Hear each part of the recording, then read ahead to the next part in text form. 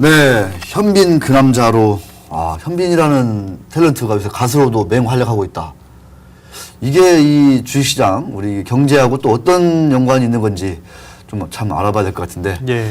네, 시크릿 가든이라는 드라마 하나가 뜨니까, 네, 참 세상이 참 많이 변하는 것 같습니다. 네, 맞습니다. 그 머니투데이, 우리 정현수 기자하고 전화 연결해가지고, 예. 시크릿 가든 후광 효과, 뭐 어떤 우리 문화시장이라든가 콘텐츠 시장에 어떤 좀 열풍이 불고 있는지 한번 알아볼까 합니다. 네, 정현수 기자님. 네, 정현수입니다. 네, 시크릿 가든 많이 보셨나요? 많이 보지는 못했고요. 네. 종종 이제 보게 되는 기회가 있어서 네. 즐겨보긴 했습니다. 그렇습니다. 머니투데이에서 시크릿 가든 경제학 시리즈를 지금 연재하고 있는데, 예. 그 현빈이 직접 부른 그 남자라는 그 가요 노래, 네. 이게 그 멜론 벅스 소리바다 다 네. 뭐 이렇게 1위라면서요. 어떻습니까? 예, 맞습니다. 인기가? 예. 이 노래? 시크릿- 이 노래구나, 이 노래. 예, 예. 예, 맞습니다. 이 노래가 맞군요. 네, 예. 이 노래가 맞답니다. 네, 맞습니다. 이 노래. 네, 말씀해 주시죠. 예, 시크릿 가든 OST가 좀 인기를 끌다는 이야기가 좀 많이 회자가 됐었는데요. 네. 언론 뉴스를 통해서도 많이 나왔었고요. 그래서 이제 실제로 한번 그 음원 차트를 한번 찾아봤어요. 그랬더니 거의 뭐 점령을 하고 있다라고 이야기할 수 있을 정도의 인기를 끌고 있었는데요. 네. 그 말씀하신 그 현빈이 부른 그 남자는 현재 그 모든 음원 사이트 주간 차트에서 1위를 달리고 있고요. 그 다음에 성시경이나 유상현 그리고 백지영 등이 부른 OST가 인기를 끌고 있습니다. 그리고 실제로 그 벅스의 경우에는 그 인기곡 50위 안에 시크릿 가든 OST가 무려 9곡이나 들어있었는데요.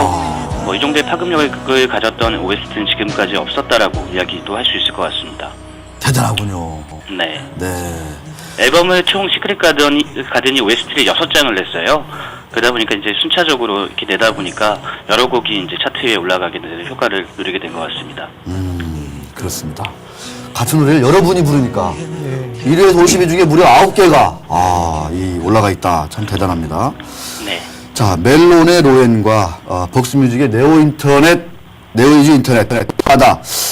음원 주가 얼마나 돈을 버는 건지, 이 주식에는 또 어떤 영향을 미치는 건지 우리 정현수 기자의 솔직담백한 얘기를 듣고 싶습니다. 일단 그 음원업체 수익 구조를 좀 한번 살펴볼 필요가 있으실 것 같은데요. 네. 좀 상당히 많이 복잡한 편입니다. 유통 단계가 워낙 복잡하기 때문인데요. 그래서 좀 일반화시키기 곤란한 부분이 있지만 그래도 이제 업계에서 통용되는 분배 법칙이 있으니까요. 이 부분에 대해서 한번 설명을 드리도록 하겠습니다. 일단 뭐 그 대상은 한 3가지 정도로 생각을 할 수가 있는데요. 그 음원 다운로드와 벨소리 그리고 컬러링입니다. 우선 그 음원 다운로드의 경우에는 그 멜론과 같은 이제 플랫폼 사업자가 60% 정도의 수익을 가져가는데요. 그 중에서 한 10% 정도를 그 저작권자에게 다시 떼어주게 됩니다. 그리고 나머지 한 40% 정도는 음원 유통사와 그 기획사가 가져가게 되는데요.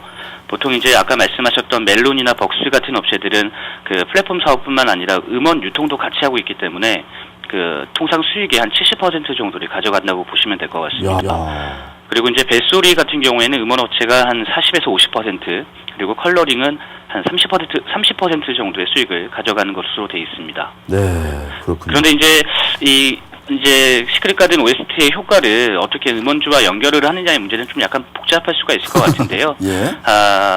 일단 기본적으로 이제 직접적인 효과보다는 간접적인 효과가 크다라고 볼 수가 있을 것 같아요. 왜냐하면 기존에 이제 뭐 예를 들어 현빈이 지금 1위를 차지하고 있지만 그 노래가 인기를 끌지 않았다면 다른 노래가 또 1등을 하고 있는 상황이었었잖아요. 그래서 꾸준히 이제 판매는 되는 상황이었기 때문에 직접적인 효과는 없었다고 볼 수가 있겠지만 그래도 간접적인 효과를 기대할 수가 있거든요. 왜냐하면 이제 평소에 음악에 대해서 관심이 없던 사람들도 워낙 그 드라마가 인기가 많았기 때문에 이제 새롭게 노래에 대한 관심도 많아지고 구매를 하지 않던 사람도 구매를 하는 효과를 가지게 되니까요. 네. 좀 간접적인 효과는 크다라고 볼 수 있을 것 같습니다. 간접적인 효과가 상당히 크다. 네. 뭐 주식에 직접 영향을 미치기보다는 어떤 심리적으로 상당히. 네. 또 좀 중요한 것은 이게 좀 짧게 좀 인기입니까? 아니면 좀 길게 가는 인기라고 좀 보는 겁니까? 지금까지 뭐 벅스의 경우에는 그 시크릿 가든의 OST 중에서 이제 한 3곡 정도가 주간 차트 1위를 차지를 했었는데요. 네. 통상 그 주기가 일주일에서 한 2주 정도가 됐습니다. 그러다 보니까 이제 이렇게 장기적으로 갈 만한 어떤 그런 인기를 누리지는 않을 것 같고요. 다만 그 드라마 이번에 그 특집 프로그램이 방영될 예정이에요. 그래서 그 정도까지는 인기를 끌지 않을까 이렇게 생각을 하고 있습니다. 아, 그렇군요. 네, 자, 정현수 기자, 오늘 말씀 고맙습니다. 예, 감사합니다. 네, 계속 좋은 좀 콘텐츠 많이 써주세요. 네. 네, 고맙습니다. 자, 지금 잠깐 실시간 지금 속보가 하나 들어왔는데, 롯데그룹이 조세포탈 혐의로, 네, 그, 수사국에 수사를 받고 있다. 이런 얘기가 지금, 그렇군요. 네, 많이 지금 나오고 있습니다. 네, 국세청으로부터 롯데그룹이 조사 포탈에 대해서 지금 혐의를 받고 지금 조사를 받고 있다. 이런 얘기입니다. 롯데건설 세무조사를 벌여오고 있는 서울청 조사 4국은 롯데그룹이 계열사에서 차출해온 인력들을 운영하고 있는 정책본부 산하 기획실과 관련해서 직원들의 급여를 수년간 롯데쇼핑 측에서 부담했다며 이에 대한 해명을 요구했다고 합니다.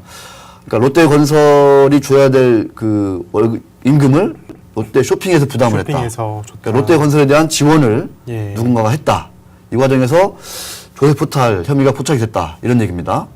그렇게 이제 되겠네요. 롯데그룹도 네, 우리 국세청에 지금 수사를 받고 있는 상황입니다. 시크릿 가든 얘기를 좀 해봐야 될 것 같아요. 예. 요새 그 개콘 유행하지 않습니까? 그 예. 뭐 남아당 여당당 나와가지고 하는 거. 예, 네, 두 분 토론 말씀이시죠? 네, 두 분 예. 토론이죠.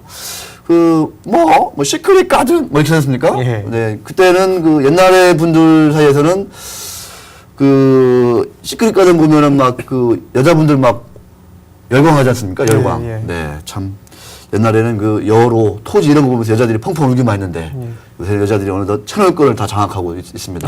네, 그래서 세상이 많이 신조어로 변한 것 같은데. 뭐 현빈아리, 그래서 네. 뭐 국중 캐릭터 이름으로 라임아리, 뭐 주원아리 같은 그런 신드롬 같은 현상으로 발전하고 있는데요. 네. 뭐 지금 아까 정현석 기자님 말씀으로는 이게 음원주의 어떤 호재는 될 수 있겠지만 시장 유인 효과가 좀 일부 있을 뿐, 단기간으로 있을 뿐, 이렇게 큰 오래 지속될 그런 호재는 아니다라고 네. 정리를 해주신 것 같습니다.